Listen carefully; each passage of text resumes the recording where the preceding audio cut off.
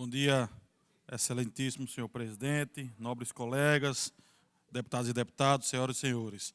Nossa vinda à tribuna na manhã de hoje é para falar sobre o Dia Internacional contra a Alienação Parental, que comemoramos agora no dia 25 de abril.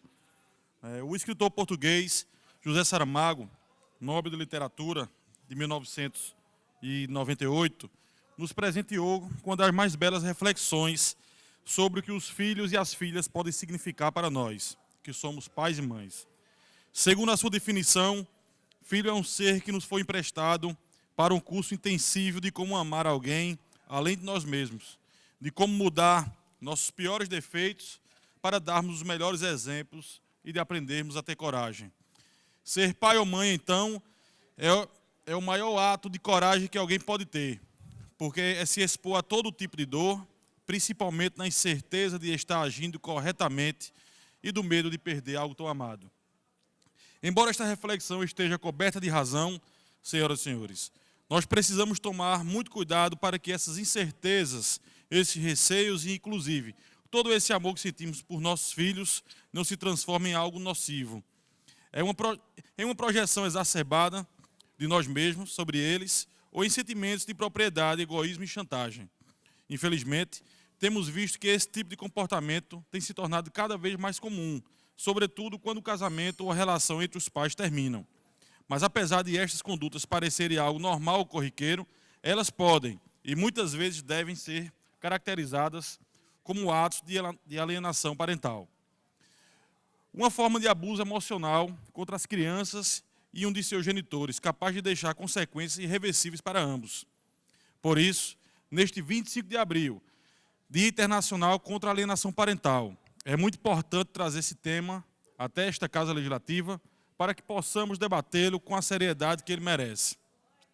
Senhoras e senhores, a expressão alienação parental foi criada na década de 80 pelo psiquiatra americano Richard Gardner, que a definiu como distúrbio infantil que surge geralmente em contexto de disputa pela posse e guarda dos filhos.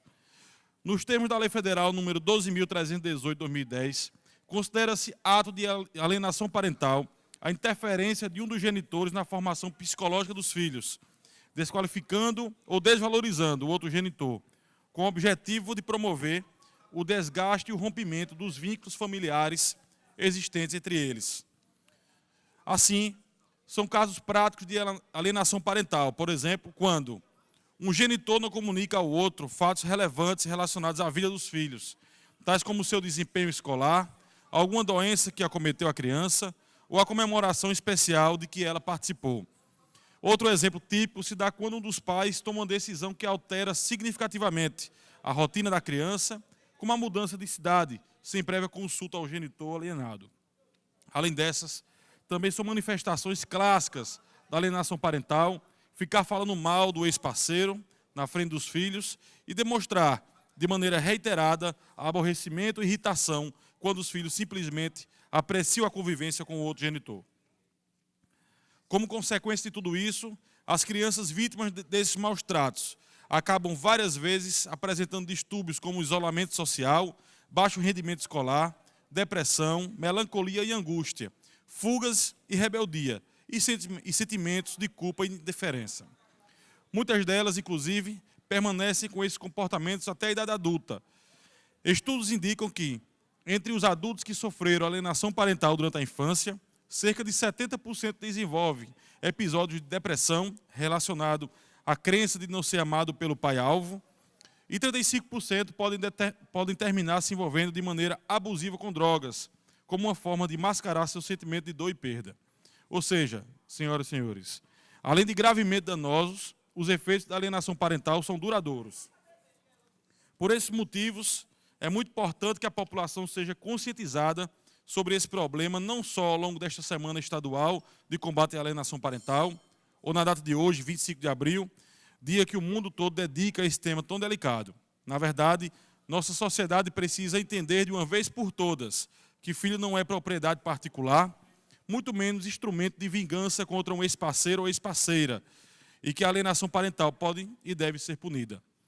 Desse modo, enquanto o projeto de lei ordinário número 4.488, 2016, que transforma a alienação parental em crime, não é aprovado no Congresso Nacional, o pai, a mãe e a criança, vítimas desse processo, devem se valer da Lei Federal 12.318, 2010, que dispõe que o genitor ou responsável que cometer alienação parental pode ser multado, ter a guarda alterada ou até mesmo ter declarado a suspensão da sua autoridade parental, entre outras penalidades.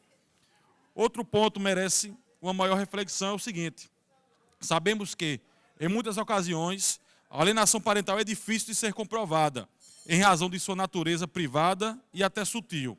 Mas, mesmo assim, as autoridades que têm a competência para atuar nesses casos, como Conselho Tutelar, Ministério Público e Poder Judiciário, precisam agir de maneira mais célere e contundente em suas resoluções.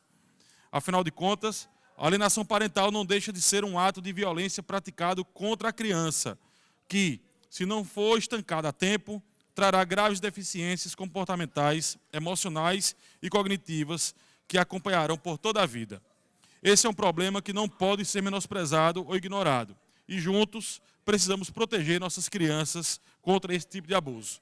Muito obrigado. Era isso nosso registro, presidente, em comemoração e respeito ao Dia Internacional e Combate à Alienação Parental, 25 de abril. Muito obrigado.